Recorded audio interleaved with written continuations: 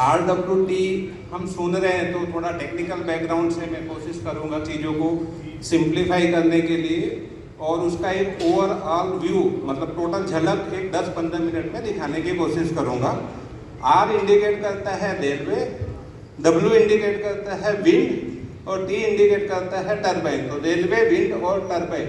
Next slide please.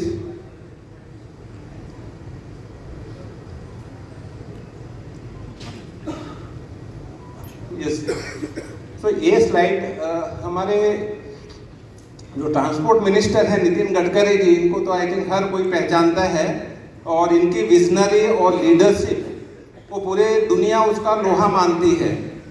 और इन्होंने जब हमने हमारे एप्लीकेशन इनको सबमिट किया था 4 सितंबर 2024 को कि हम एक प्रोटोटाइप प्रोजेक्ट करना चाहते हैं, उसके लिए गवर्नमेंट का हमको सपोर्ट चाहिए और गवर्नमेंट से, रेलवे डिपार्टमेंट से सपोर्ट चाहिए।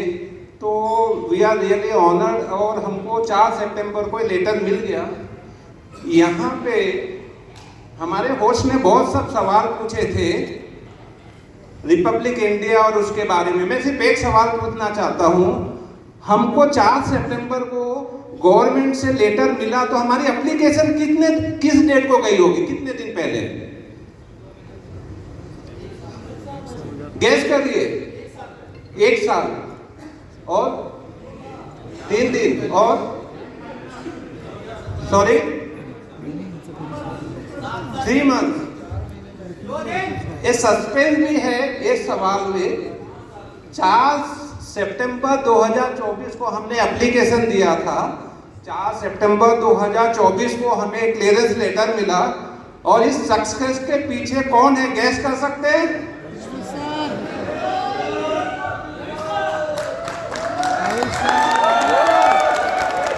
Thank you so much. आप समझ रहे हैं कि जब विजनरी के हाथ में जब चीजें आती है तो चीजों की स्पीड और स्केल कैसे बढ़ जाती है। एग्री कर रहे हैं कि नहीं कर रहे हैं? Thank you so much. Next slide please. 4 सितंबर को हमने एप्लीकेशन दिया और मिनिस्ट्री से हमारी जो मीटिंग हुई हो 11 नवंबर, लगभग 2 महीने के अंदर हमारी मीटिंग हो गई। और जो मीटिंग भी हुई है, अगर आप देखोगे तो डॉक्टर धर्मवीर यादव जी जो डायरेक्टर इलेक्ट्रिकल इंजीनियर्स हैं, और वहाँ पे हमने अपने प्रपोजल को रखा। प्रपोजल ऑलरेडी रिव्यू हुआ। रिव्यू होने के बाद उन्होंने हमको बताया कि आपको भी प्रोटोटाइप करना है, और जिसके डिजाइनिंग के लिए हमारे जो डिजाइनर हेड है जिनेश भाई, वो उसके ऊपर वर्क कर रहे हैं काफी तेजी के साथ। उसकी भी एक झलक दिखाऊंगा मैं। Next slide please.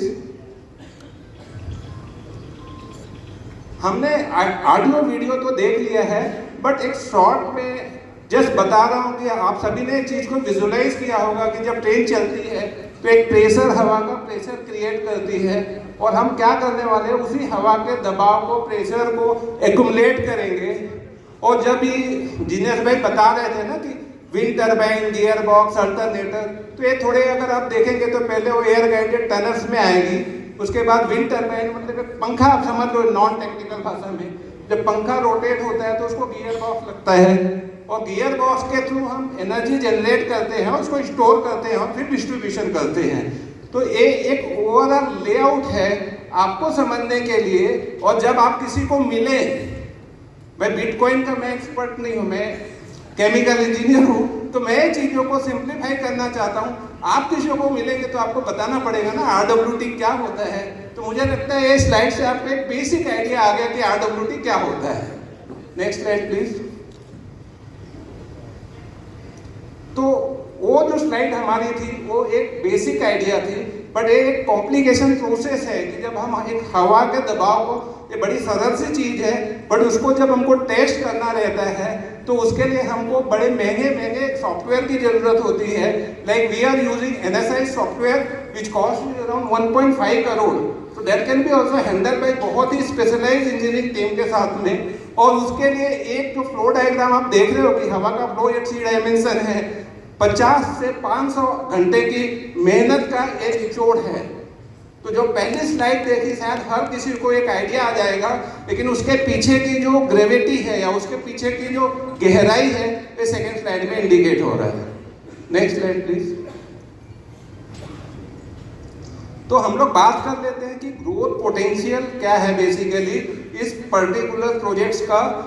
तो यहाँ पे जैसे एनुअल इन्वेस्टमेंट जो रिक्वायरमेंट है 1.1 ट्रिलियन पर ईयर है अप टू 2050, मतलब 2050 तक जो गैप है डिमांड और सप्लाई आपको पता होगा, तो जो डिमांड है उसके हिसाब से सप्लाई नहीं हो रही है, और वो सप्लाई करने के लिए जो इन्वेस्टमेंट की रिक्वायरमेंट है वो 1.1 ट्रिलियन पर ईयर है, और जो टोटल मार्केट साइज है वो total 131 trillion for the global market of the renewable energy. और रिन्यूएबल एनर्जी की जो सेक्टर्स है वो टोटल 34 ट्रिलियन है बाई 34 ट्रिलियन है। नेक्स्ट,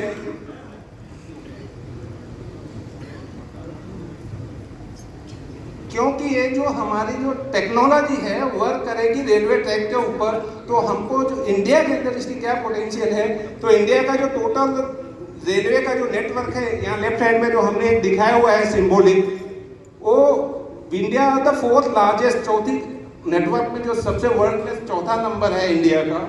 और उसके बाद एज ऑफ मार्च 2024 68,584 किलोमीटर जो ट्रैक है, रेलवे ट्रैक है, वो बिछा हुआ है। Railway laid on average 7.41 kilometre track daily in 10 years, और Indian railway manage about 7,300 station. तो कहने की जो ये स्लाइड ये दिखा रहा है कि एक बहुत बड़ा रेलवे का नेटवर्क है, और जो हमारे जो प्रोडक्ट है RWT जो है वो हर 1 किलोमीटर पे उसकी पोटेंशियल है। 1 किलोमीटर पे आप देखोगे तो एक जनरेशन की कैपेसिटी अराउंड 2 मेगावाट तक है। तो अगर हम 50 किलोमीटर को पकड़ेंगे तो अराउंड 100 मेगावाट की जनरेशन की कैपेसिटी है, और वो 100 मेगावाट में अप्रॉक्सीमेट हम लोग 33,000 टन ऑफ कार्बन इमिशन को हम लोग सेव कर सकते हैं। सिर्फ मैं 50 किलोमीटर की बात कर रहा हूँ। अच्छा, एक और सस्पेंस सवाल, कार्बन इमिशन आप लोग सब सुनते हैं, क्या होता है कार्बन इमिशन? कार्बन इमिशन क्या होता है? सब लोग सुन रहे हैं कार्बन इमिशन, कार्बन इमिशन। सरल शब्द में जो गैस जो प्लांट हम लोग जो निकालते हैं ना, एयर कंडीशन चल रहा है उससे जो आ रहा है, कोयला जो चल रहा है उससे आ रहा है। अब एक और सिंप्लीफाई करता हूँ, जैसे दिल्ली में आप देखते हो कि हवा बहुत गंदी हो जा रही है, उसका न्यूज़ हर कोई इफेक्ट कर रहा है, और उससे वहाँ पे सांसों की बीमारी बहुत तेजी से बढ़ रही है दिल्ली एंड सराउंडिंग एरिया में। यही कार्बन जो हम हवा की एक परत होती है ना, अगर उसको तोड़ता है तो जो ओजोन लेयर बोलते हैं, तो वो चीज़ों को नुकसान करता है, और उसका इफेक्ट पूरे वर्ल्ड में है। दैट्स वाई आज पूरी दुनिया उसको रिड्यूस करने के लिए अपनी तत्पर है और रिन्यूएबल एनर्जी के ऊपर फोकस है। Next slide please. तो जो मैंने कार्बन इमिशन का बात किया, जो हमको सोशल बेनिफिट होगा, affordable and clean electric supply और क्रिएशन ऑफ द जॉब। जैसे इस प्रोजेक्ट के थ्रू बहुत से ऐसे लोग हैं, एक नए जनरेशन को लिए हम जॉब अपॉर्चुनिटी भी क्रिएट करेंगे। जैसे मैम ने बताया था कि सर के थ्रू इतने लोग, आप लोगों को एक नया काम मिला है, थोड़े दिनों में ये संख्या और भी मल्टीप्लाई होने वाली है। Next slide please. जो वर्ल्ड वाइड पोटेंशियल है, अभी हमने इंडिया की बात कर ली, तो वर्ल्ड वाइड रेलवे नेटवर्क है around 1.3 kilometre. Transit travel speed मतलब एक एवरेज ट्रेन की स्पीड है 120 to 300 किलोमीटर पर आवर। और जो challenges of the renewable energy है, dependency on the location specific resources like solar and conventional wind, मतलब जो एयर विंड आपने देखा होगा, बड़े बड़े जो होते हैं फार्म हाउस वगैरह, मतलब खेतों में लगते हैं, और जो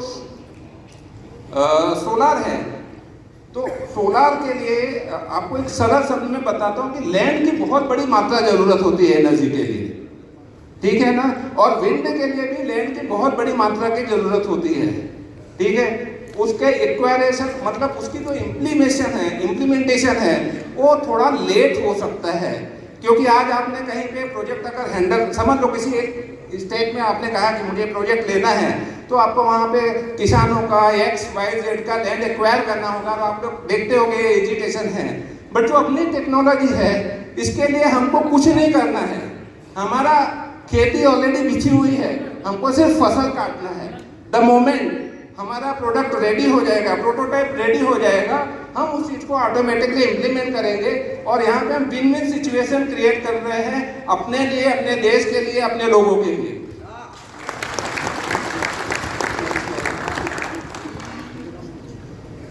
और ये सब करने के लिए जब हम इस तरह का काम करते हैं तो अपने टेक्नोलॉजी को हमको प्रोटेक्ट करना पड़ता है, सिक्योर करना पड़ता है। तो ये जो हमारी जो हमने पेटेंट लिया हुआ है, ये इसकी एक छोटी सी झलक है।